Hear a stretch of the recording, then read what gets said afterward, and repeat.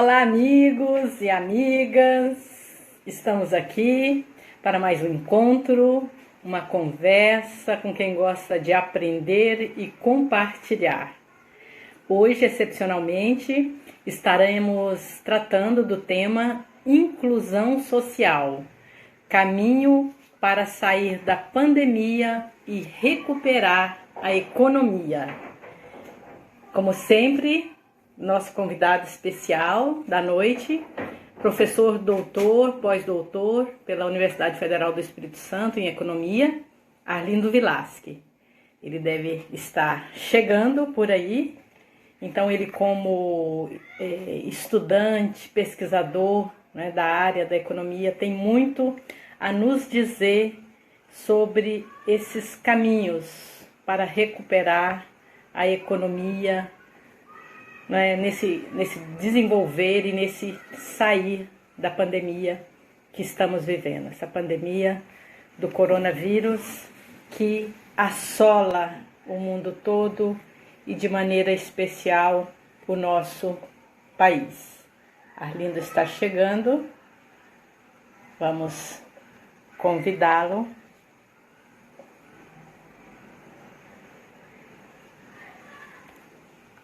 Lídia, bem-vinda, minha irmã. Que saudade do velho lá de Goiânia. Bem-vinda, tá? Estamos sempre nos encontrando aqui nesse canal, sempre às 18 horas na feira. Bem-vindo, meu amigo. Boa noite, Bonete. Como é que está você? Estou bem, na medida do possível. A gente está de luto, mas ao mesmo tempo acho que com a vitalidade em função da nossa participação na vida social, no pensamento crítico e na tentativa de mudar as coisas, né? Sim, com certeza. Vamos iniciar, né, como nós sempre iniciamos, fazendo um instante de silêncio, memorizando e trazendo presente nas nossas consciências todas as vítimas do coronavírus, todas as vítimas no mundo, todas as vítimas no país. Enquanto essas vítimas eram números, né, passaram despercebidos. Agora elas têm nome, elas têm rosto, elas estão do nosso lado.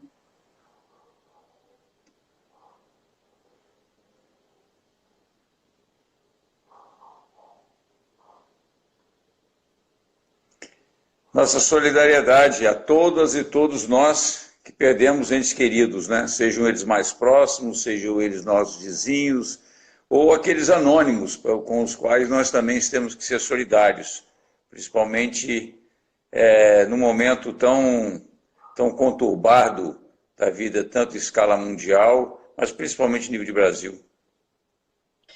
Então, como sempre, Arlindo, eu peço, né, para você fazer, e também as pessoas que estão na nossa live sempre também já esperam uma análise de conjuntura, né, e você fala sempre muito bem do momento mundial, não é? No nosso momento também de Brasil e aqui local. Bem-vindo, Sperry Cipriano. Bem-vindo, acho que é meu cunhado, lá em Hidrolândia. Alvina Fontes, minha irmã, Sábio, Sidneia, todos bem-vindos aí. Então, nesse primeiro momento, a Arlindo vai fazer para a gente uma análise da conjuntura atual. Bem-vinda, Sarina. Pois é, aqueles e aquelas que estão conosco aqui, eu gostaria de trazer um destaque em escala mundial, que é o fato de que o coronavírus não é o único marco de uma nova era que, inevitavelmente, nós vamos ter que viver. É também parte dessa nova era a questão da crise climática, da emergência climática. E isso está ficando cada vez mais claro e está gerando uma consciência política cada vez mais ampla, principalmente nos países que conseguem visualizar esta crise de uma forma bem próxima. Então, você se imagine na Europa do Norte, você se imagine nos países, na parte da América do Norte mais próxima ao polo, e o que nós temos? Nós temos um processo de um aquecimento muito grande, não é? Que é fruto do tal do aquecimento global. Para se ter uma ideia, na parte do Ártico já chegaram a 38 graus Celsius de temperatura.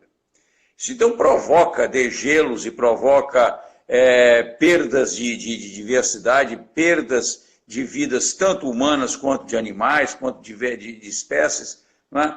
E isso já está, sem dúvida alguma, gerando uma consciência política. Não é à toa que partidos ligados à questão ambiental, aos chamados partidos verdes, estão cada vez mais próximos do poder e têm ganho algumas eleições em municipalidades importantes na França, na Holanda, na Alemanha. Ou seja, esse é um movimento que, obviamente, não é fruto da pandemia, mas se soma a essa consciência que a pandemia tem que estar nos levando a todos, né, de que nós não existimos de forma isolada, nós não somos o eu-SA que tenta apregoar os neoliberais, né, achando que o que existe sou eu e a minha família e pronto, não é nada mais. O que a pandemia, o que essa crise, essa emergência climática está nos trazendo é uma consciência daqueles que queremos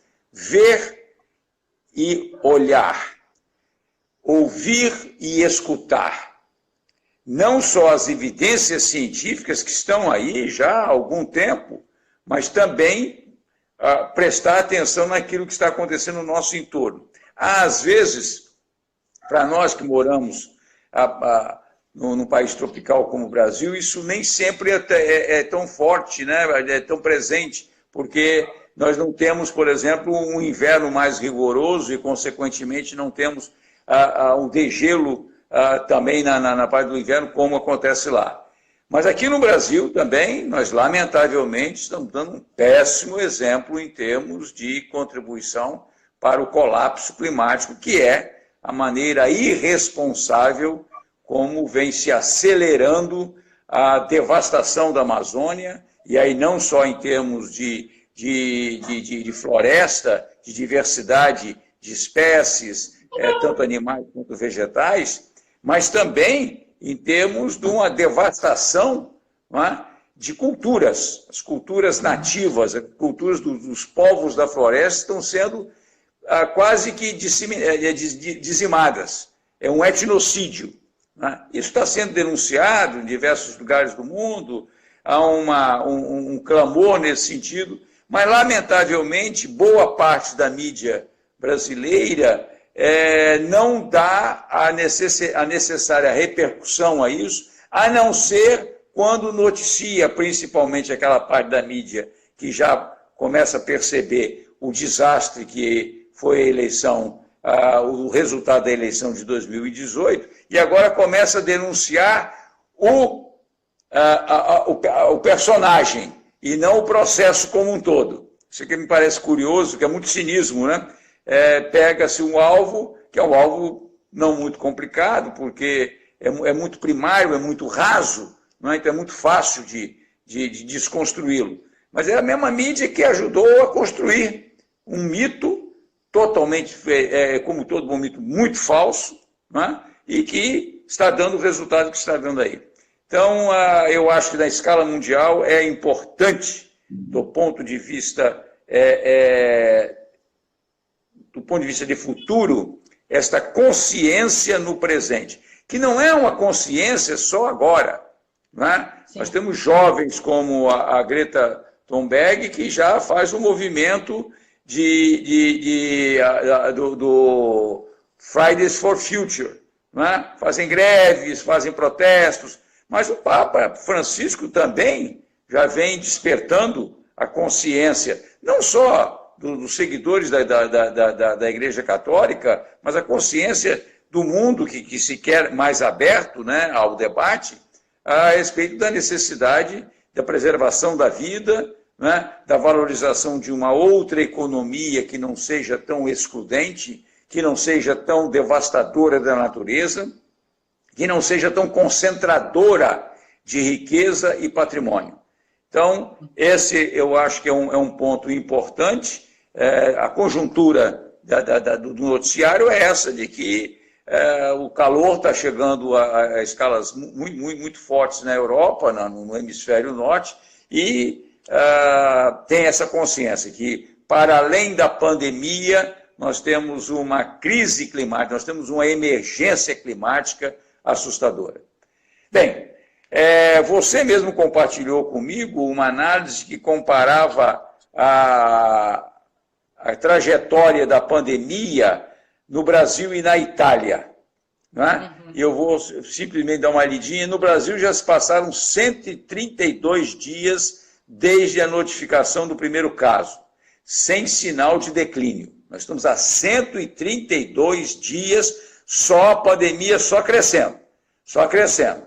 Né? Na Itália, esse declínio, ao invés de não aconteceu no 130º, 30º do segundo dia, não. Aconteceu no 57º dia. Ou seja, a Itália demorou menos do que a metade do que nós já estamos demorando para a curva começar a se achatar, para depois ela começar a decrescer. E nós não temos nenhuma perspectiva, da maneira como a Covid, a pandemia, está sendo tratada, tanto do ponto de vista do governo federal, quanto dos governos, da maioria dos governos estaduais, quanto da maioria dos governos municipais, né, nós deveremos bater um recorde em cima da Itália. Parece importante que de óbitos estamos na 11º dia desde o primeiro óbito, sem declínio ainda também. Já na Itália isso aconteceu no 42º dia. Ou seja, uma vez mais. É só fazer uma comparação com um dos primeiros casos caóticos de má condução política com a pandemia, que foi a Itália. Né? Em função dos interesses econômicos da Lombardia, né? Lá da parte mais rica da Itália, a parte mais industrializada, não, isso é uma gripezinha, isso vai passar rápido, deu no que deu. Só que lá acordaram e concordaram que era momento de um tratamento radical para que não só se evitasse o aumento do número de óbitos, mas também que se permitisse que a economia recuperasse mais rapidamente. Lá, eles já estão entrando na fase de testes, né? Abre, fecha, aumenta, diminui, mas pelo menos lá já estão podendo fazer esse teste. No Brasil não tem, porque irresponsavelmente as autoridades públicas, né, que também normalmente saem, você vê governadores, inclusive o governador Casagrande, prefeitos municipais, né, falando que a população não está ajudando. Mas, olha, se não houver uma diretriz muito clara, muito explícita do governo, que tem a obrigação de cuidar do interesse público, é a obrigação, é tratar do interesse público. Se eles não cuidam e simplesmente ficam em cima dos exemplos absolutamente irresponsáveis, eu concordo plenamente, né? De pessoas que continuam indo à praia, pessoas que continuam indo caminhar, pessoas que continuam fazendo coisa absolutamente desnecessária à vida, né? Eventualmente, tem algumas pessoas que não conseguem se sustentar sem ir fazer compras, sem sustentar emocionalmente, sem ir fazer compras, sem fazer reuniões sociais, sem fazer confraternizações, tipo aquele absurdo que foi presenciado, que foi documentado pela imprensa nacional, que aconteceu nesse final de semana no Rio de Janeiro, mas que quem quiser prestar atenção é só passar pelos bairros de Vitória, que não é daquela escala, né, mas que tem esse nível de responsabilidade, tem. Agora, e eu pergunto sempre... Desculpa. É muito importante, Arlindo, isso que você está frisando. Porque jogar a culpa no povo e falar, né, que o povo também não ajuda é fácil. Mas cadê essas diretrizes aí para o povo obedecer? E principalmente... Queria que você falasse também, porque ontem saíram os noticiários todos aí, não é, dizendo da questão do vírus agora que pode ser transmitido pelo ar, né? E acho que o agravamento piorou ainda mais. Pois é, a grande verdade é o seguinte, as cientistas e os cientistas, o mundo científico está sinalizando de forma muito clara que este é um bicho novo, no sentido figurativo, é uma coisa nova.